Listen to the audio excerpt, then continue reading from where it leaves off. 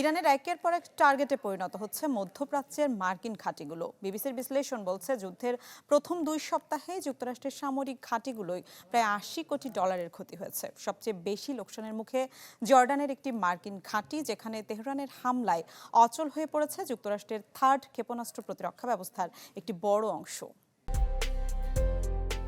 প্রিমি wardrobe, গুছিয়ে ফেলুন জীবনটাকে।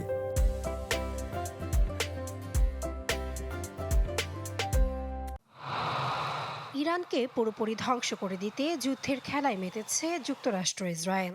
নিজেদের সবটুকু শক্তি দিয়ে পাল্টা প্রতিরোধ চালিয়ে যাচ্ছে তেহরানও। এতে দুপক্ষের সম্পদের ব্যাপক ক্ষয়ক্ষতি হচ্ছে। Center for strategic and international studies ও বিবিসির বিশ্লেষণ বলছে, ইরানের হামলায় যুদ্ধের প্রথম 2 সপ্তাহেই মধ্যপ্রাচ্যে থাকা যুক্তরাষ্ট্রের সামরিক ঘাঁটিগুলোই প্রায় $80 কোটি ক্ষয়ক্ষতি হয়েছে। হিসেব বলছে, যুদ্ধের প্রথম সপ্তাহেই ইরানের পাল্টা প্রতিরোধের মুখে সবচেয়ে বেশি ক্ষতি রেকর্ড করা হয়।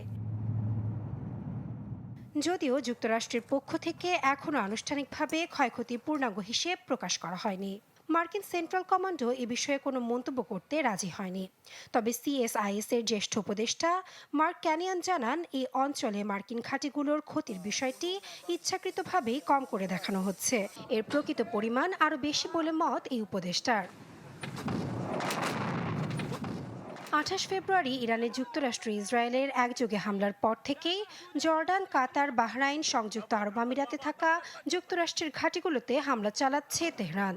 এই হামলার মূল নিশানা ছিল মার্কিন আকাশ প্রতিরক্ষা ব্যবস্থা, কৃত্রিম উপগ্রহ যোগাযোগ ব্যবস্থার মতো গুরুত্বপূর্ণ ক্ষেত্র।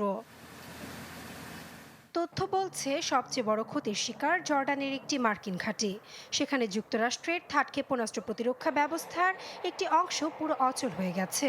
যুক্তরাষ্ট্রের প্রতিরক্ষা দপ্তরের বরাতে সিএসআইএস এর বিশ্লেষণ বলছে, ঘাঁটিতে থাকা যুক্তরাষ্ট্রের ANTPY-2 রাডার ব্যবস্থার অন্তত $48.50 কোটি ক্ষতি হয়েছে।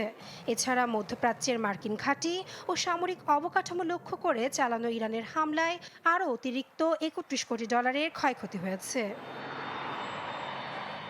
শুধু অবকাঠামোগত ক্ষতিতেই সীমাবদ্ধ থাকেনি যুক্তরাষ্ট্রের লোকসানের তালিকা। চলমান যুদ্ধে 13 মার্কিন সেনাকেও হারিয়েছে ওয়াশিংটন। এদিকে যুদ্ধ চালাতে যেয়ে প্রতিদিনই বাড়ছে খরচ। এমন পরিস্থিতির মধ্যে যুদ্ধের জন্য মার্কিন কংগ্রেসের কাছে আরও $20,000 কোটি তহবিল চেয়েছে পেন্টাগন। নাসরিন আক্তার, চ্যানেল 24।